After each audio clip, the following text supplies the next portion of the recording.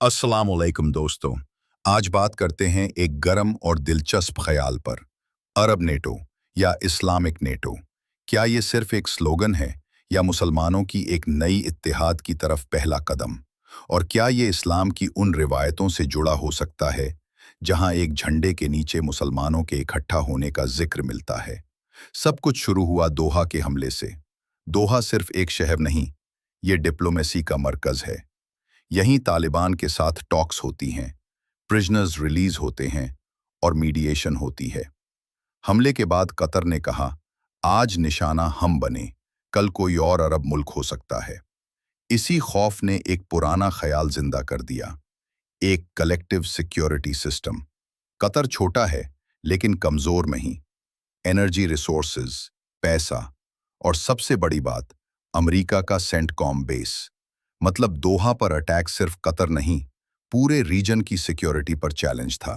यहाँ एक हदीस याद आती है।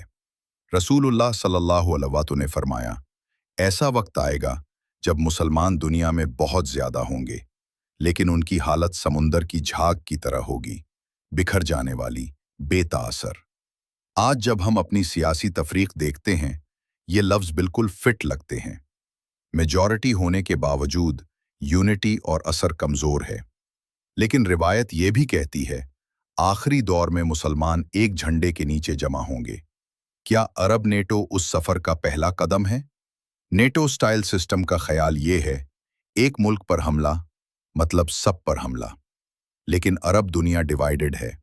सऊदी और यूएई अलग ब्लॉक, कतर और तुर्की दूसरी साइड, मिस्र अपना रास्ता, ईरान अपनी एक्सिस। पाकिस्तान भी एक ऑप्शन है, लेकिन अपनी इकोनॉमिक और ट्रस्ट प्रॉब्लम्स की वजह से वीक लिंक बन जाता है। इसलिए एक प्रॉपर मिलिट्री अलायंस बनाना, बोलना आसान, करना मुश्किल।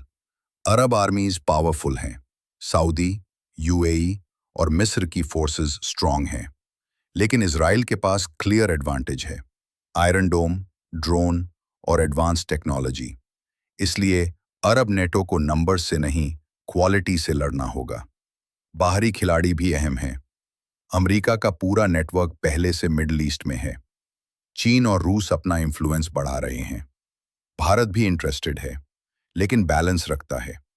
अगर अलायंस सिर्फ इजराइल के खिलाफ हुआ तो भारत दूरी रखेगा। अगर फोकस सिक्योरिटी और स्टेबिलिटी पर होगा तो जगह बन सकती है। कई अरब मुल्कों की प्रायोरिटी आजकल इकोनॉमी और डेवलपमेंट है। सऊदी का विजन 2030, दुबई का टूरिज्म और फाइनेंस हब।